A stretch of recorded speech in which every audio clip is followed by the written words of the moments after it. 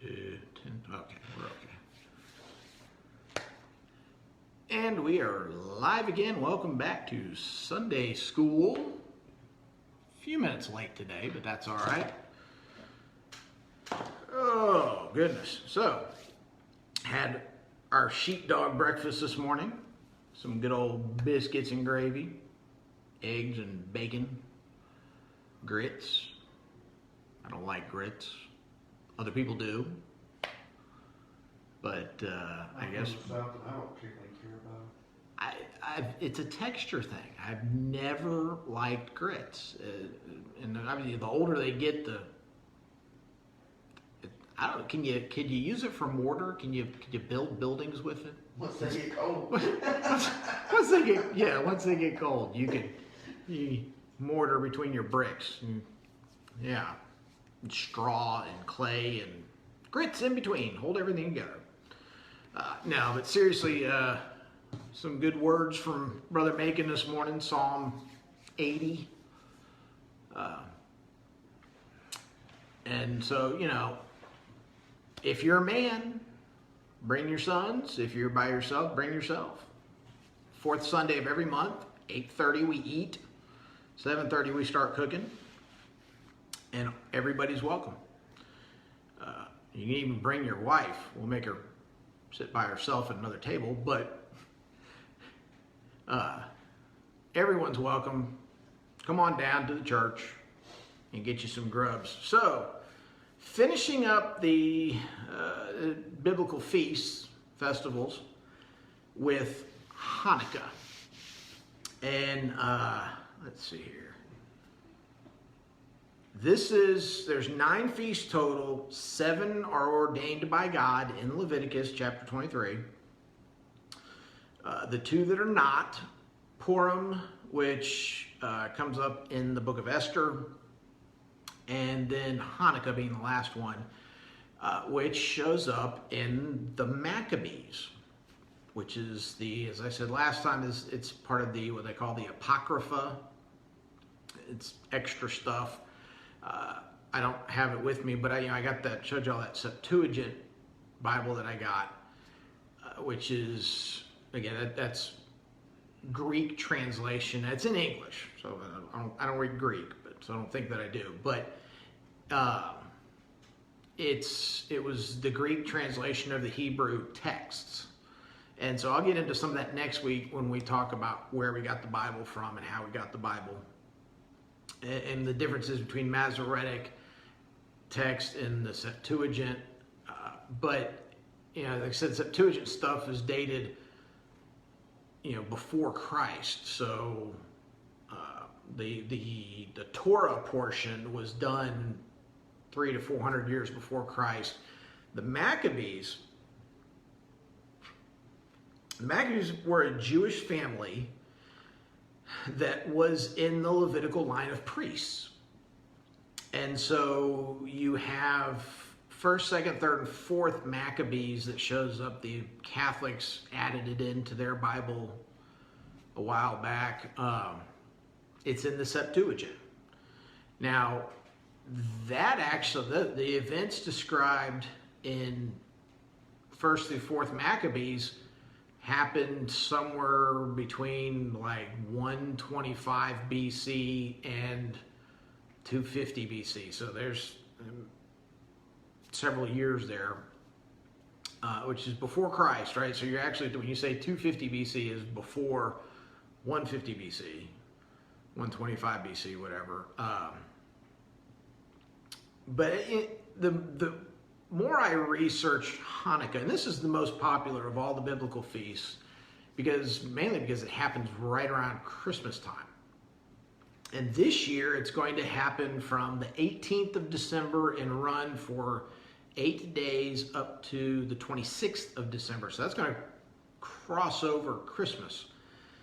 And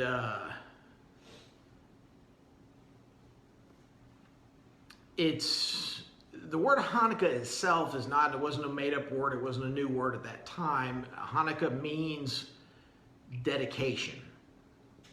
And so it's used, the word Hanukkah in Hebrew is used frequently actually in the Old Testament, especially every time they built the temple. When they, if you want to get into Numbers chapter 7, so and they're trying to figure out where's the scripture that supports this.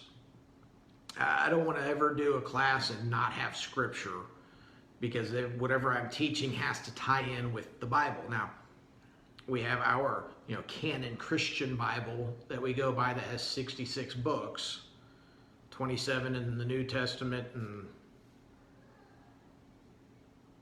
39 in the Old Testament. Or do I have that? I don't know.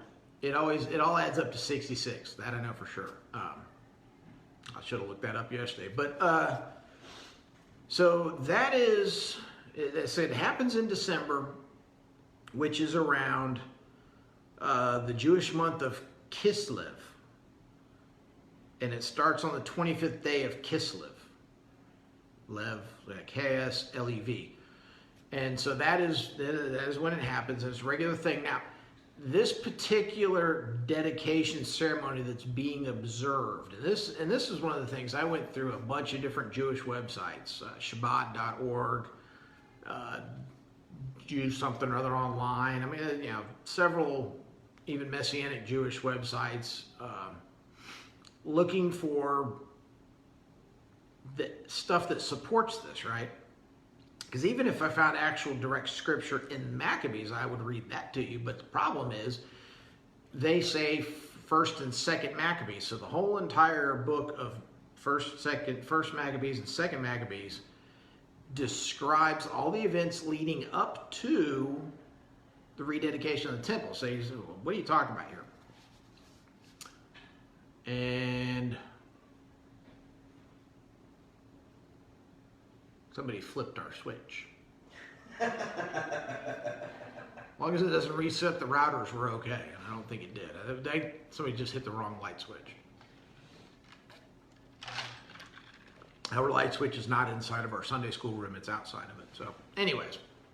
All right, so we typically say that there's this 400 years of silence between the end of the Old Testament and the beginning of the New Testament. So there's, and as far as our standard Bible goes, King James Version, ESV, whatever you've got, Holman Christian Standard, we're going off of what's considered canon. And so they end with the minor prophets. And, yeah, that's what I thought. 39 and 27. But when you look at your table of contents here,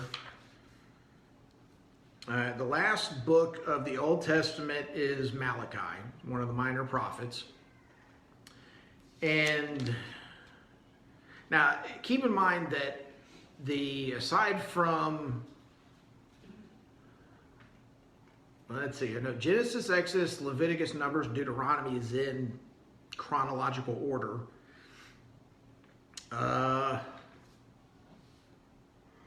Well, Joshua follows right after Deuteronomy because that's when they enter into the Promised Land. So, basically, once you get to 2 Chronicles, everything after, from when you get into the major prophets down to the minor prophets, and you go through Psalms and Proverbs, and Ecclesiastes and all that, none of that's in chronological order after 2 Samuel. Or after 2 Chronicles, sorry. And see, 1st and 2nd Samuel, 1st, 2nd Kings, and 1st, 2nd Chronicles overlap each other. So if you remember back when I was doing the kings, the lineage of Christ through from Adam to Jesus,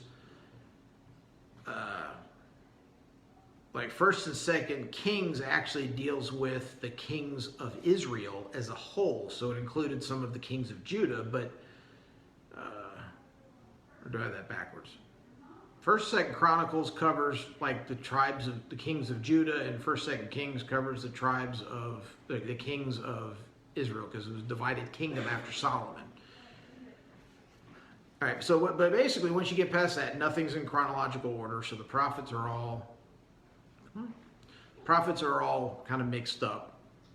But when you last leave off in Second Chronicles, I think, is the last sitting king of Hezekiah, I think was that king. But anyways, so you have this 400-year period from there until you get to Christ. And so this actually happens, this particular, the Maccabees happens in between that.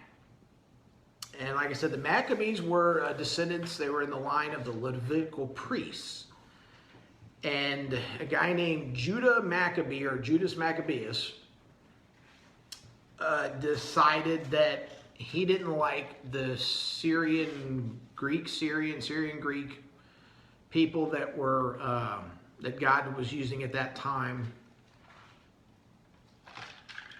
to chastise or punish Israel for transgressions in their captivity, right? So God gave him a chance, and they went in, and with a very small army, they were able to go through and basically defeat all these Syrians and take back control of Jerusalem. And then so when they did that, they rebuilt the temple, and they had to go in and rededicate the altar and the temple. And that's what this Hanukkah particular one is. That's what is being commemorated every year when they break out the lampstand and put the 8 candles on it, 7 or 8 candles on it. Some have 9 candles. The big, really super fancy ones that are real expensive. It's called menorahs. Yes, menorahs. Yeah. Golden lampstands, or menorahs. And that's specific, though. I mean, it's going to have either 7 or 9 candles on it. They're quite beautiful, actually. Some of them are. Some of them are very beautiful. Isn't that a Hanukkah thing? That's what we're talking about, Hanukkah, yes. Oh, yeah. Late to the party. But at least you made it. That's a good thing.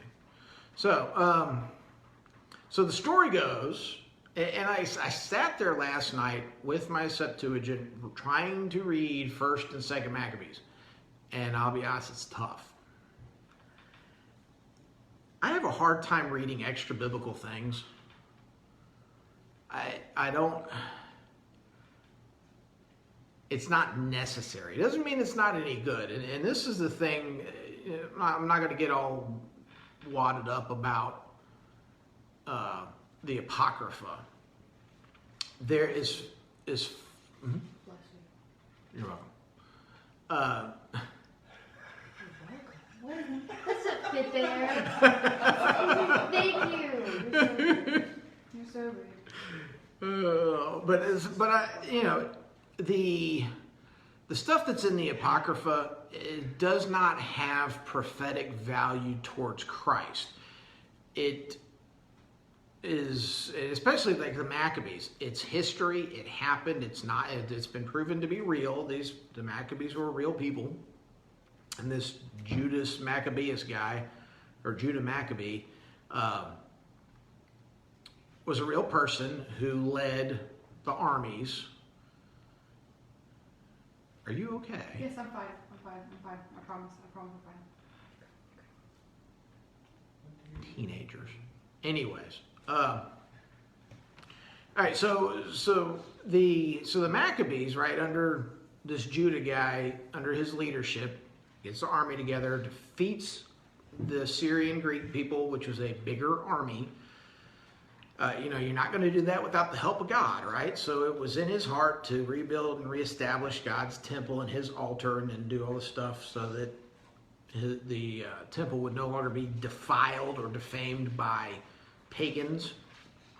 And so once they had finally had their victory and they had taken back control of Jerusalem,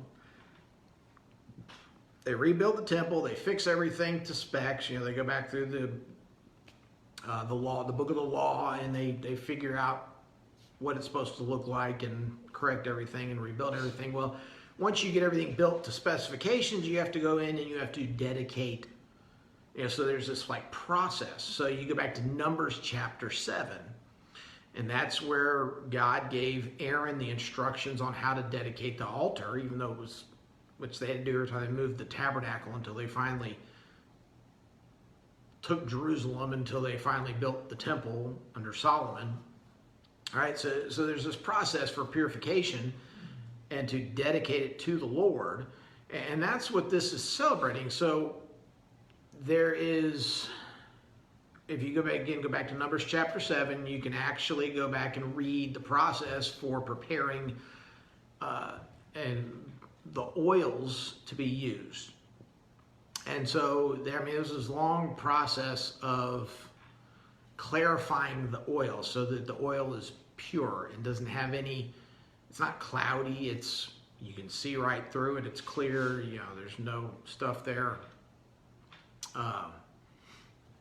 So it has to be blessed and all this. And then when they would do that, they would put it in these massive clay jars, these big giant, like we would say like a 55-gallon drum kind of a thing. Maybe not quite that big, but these big massive clay pots. And then they would put a cap on those, and the chief priest would come around and seal those pots with wax or whatever, and put his seal from his little signet ring thing, whatever, his little identifying mark on there, so that it would prove that it was undefiled, that it was ready for use in ceremony. And so when they get into and take the temple back, they find all of the jars had their seals broken, save one.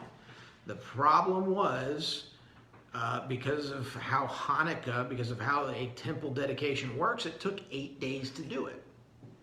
Well, one jar of oil only burned for 1 day.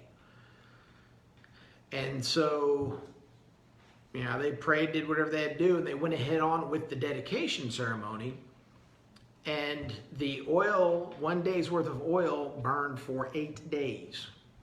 Wow. Which, that's a miracle of God. That's What's a gallon of gas last for 8 days?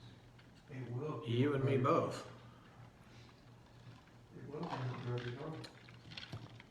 Maybe we need to break out and sacrifice some red heifers and sprinkle some blood on our cars and see if God will bless our... Could probably find a few red-headed heifers at my school. No. We're live and this is Sunday school, so no. That's bad. With love. We will be praying for you, Thank you. and while I'm preaching, you can be down at the altar getting right with God. Good Lord, child. So that's what the whole thing is about. And this is, again, this wasn't ordained by God. The celebration was picked up on, was written into the Talmud. And there's nothing wrong with that. There's absolutely nothing wrong with acknowledging what God is doing or has done for you or for your people and making a celebration out of that. And, they do... they get the little dreidel tops. They're four-sided square thingies, tops with little sticks on them, and there's a different Jewish letter on each side, and I forget exactly how you do the whole... Dude, so you put stuff in the middle, it's like a reward, and then you spin the dreidel, and then whatever you get determines what you do to the pot in the middle. So if you land on a certain one, that means you get everything in it. If you land on one, you need to give whatever to it. Okay, but they make a game out of it, and dreidels are actually a common thing around... It's a form of gambling. Or at least just a little bit of gambling. There's probably some measure of that, but what it has become, in large part, the stuff I was reading through, because of the commercialization of Christmas, where everybody's giving gifts, Hanukkah is kind of turned into the same thing. So it's 8 days of gifts, right? Because God gave 8 days of light in the darkness. God gave 8 days for the rededication of the temple. And so, and you're talking about God, you're celebrating God, you're acknowledging God. There's nothing wrong with that. So, like I said, it's not specifically in our Bible with our 66 books, because this is this occurrence is in Maccabees, and that was kind of irritating when I was reading through all the stuff on this. It's like, well, it's back in Numbers. Well, yeah, but the word Hanukkah shows up in more than one place. And so, yes, it's back in Numbers with the instructions to Aaron and the Levitical priests on how to dedicate the altars and the temples. But this particular instance, the story behind it is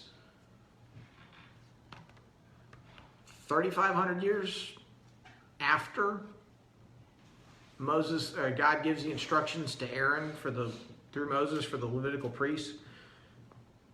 So this isn't just, you're not just celebrating every time the temple's been rededicated. And see, here's the thing. When the third temple is built here in the near future, I believe, but when they build the third temple, they're going to do Hanukkah again. But it's a celebration and a dedication of the altar in the temple, so that God will come down into a cleansed temple. He's not going to come down and hang out in a defiled temple, and he's not going to sit on a defiled mercy seat, and he's not going to accept offerings from a defiled altar.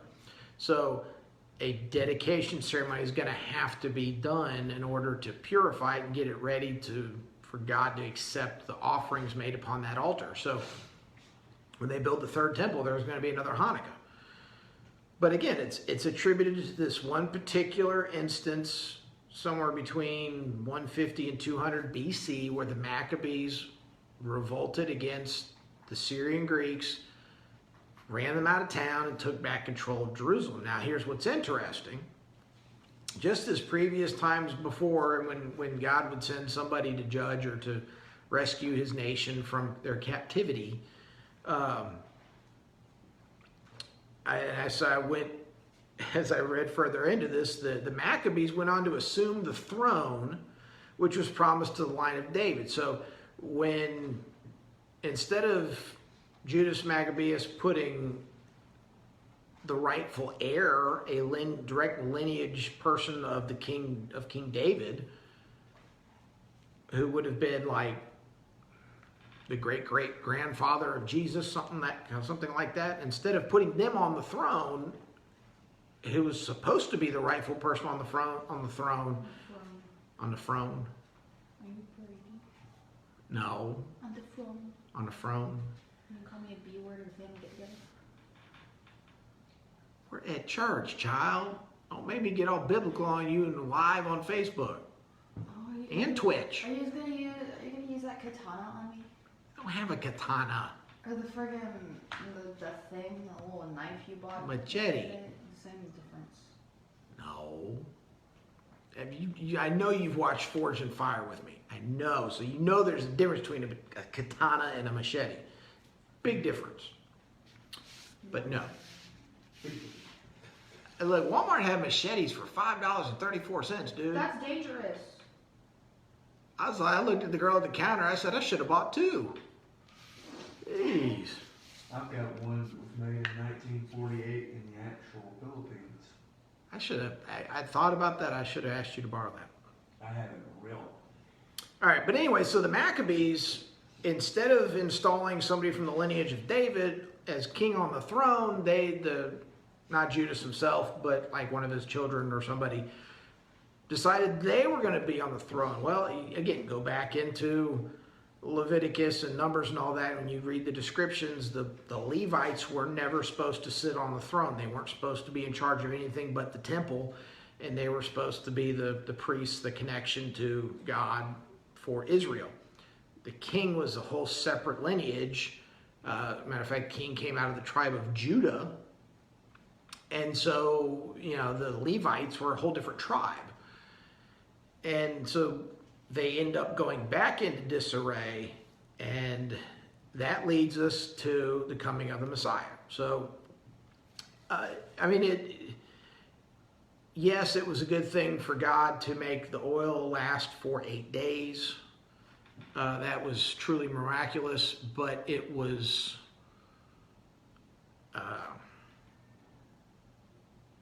the Israelites, the Maccabees, didn't hold up their end of the bargain. They didn't reestablish the line of David, and so everything fell back into chaos, back into disarray. And so, like I said, after this happened, 100-something years later, 125 or so years later, you end up at Christ. And so, when Christ comes, everything's the way it is, and it's the way that the Israelites have been doing things for decades, for hundreds and hundreds, beyond decades, hundreds and hundreds of years, where they would get right with God, be good for a season, and then get wrong with God for a season. So it's the up and down roller coaster. But that is the Feast of Hanukkah, known as the Festival of Lights. They've written in there's 12 things every Jew should know about Hanukkah. Well, I didn't write all that stuff down and it's not bad stuff. It's recognizing God's provision, recognizing that God can and does work in the lives of his people. And there's nothing wrong with that. But that's Hanukkah. And it's finding the stuff to verify all that. Like I said, it was tough. There was no direct link back to any kind of scripture. They said they basically wanted you to read the whole entire 1st and 2nd Maccabees, and it's like, so-and-so went out and defeated so-and-so, and they defeated this army. They went over here and defeated that army, and God was with them, and that's fine. It's not going to hurt you to read the Maccabees, but it doesn't specifically say, like if you read Esther, the Feast of Purim there's a certain point in the book of Esther where she is queen, and Mordecai, her cousin, he actually says, we're going to celebrate, we're going to recognize this even in the future. So the Feast of Purim, it specifically says, make this happen. And so the Jews have actual instruction to acknowledge and do that. And Hanukkah doesn't have that specifically. It's, like I said, it's the dedication of the altar, but in this particular case, it's recognizing what God did through the oil and the lampstands. And there's more than, like I said, there's 7-candle menorah and a 9-candle menorah, and then there's actual ones. I saw some pictures that were really cool that had little oil jars. I've seen those.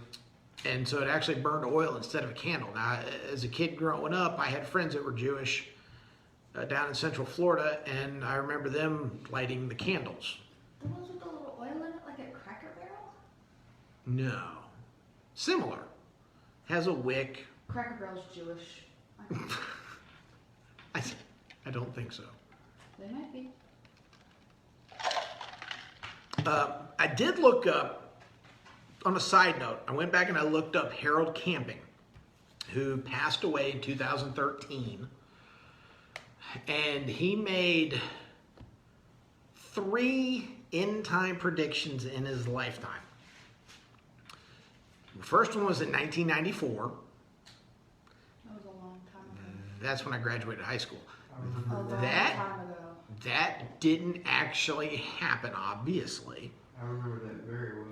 But the most public one he did, and it was one I kind of mentioned last time, was twice in 2011. He said twice.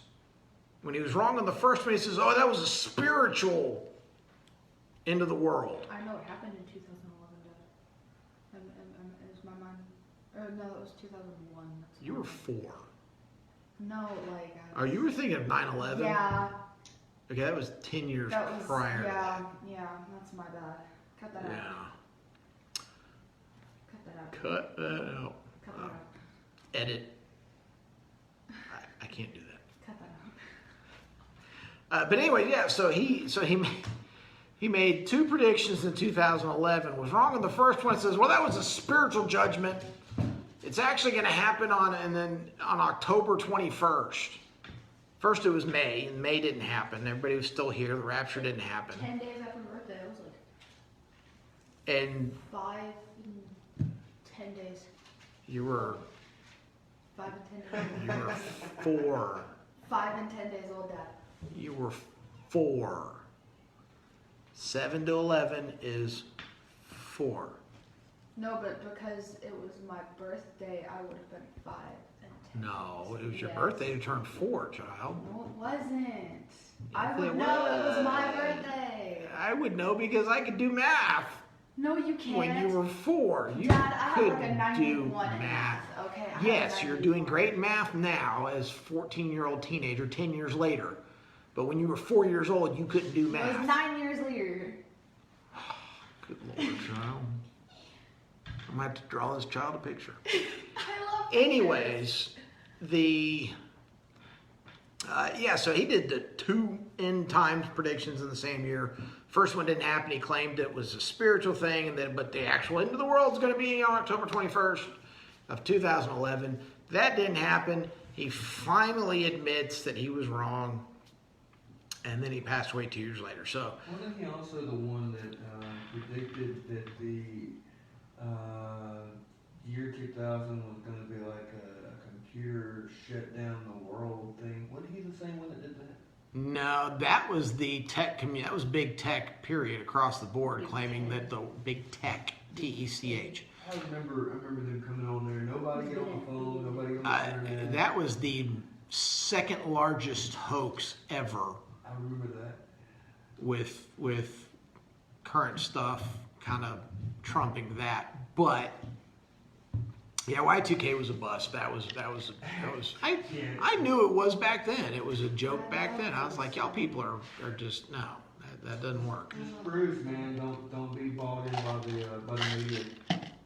Media, big tech, government, all of them are going to lie to you. Trust God. God does not lie.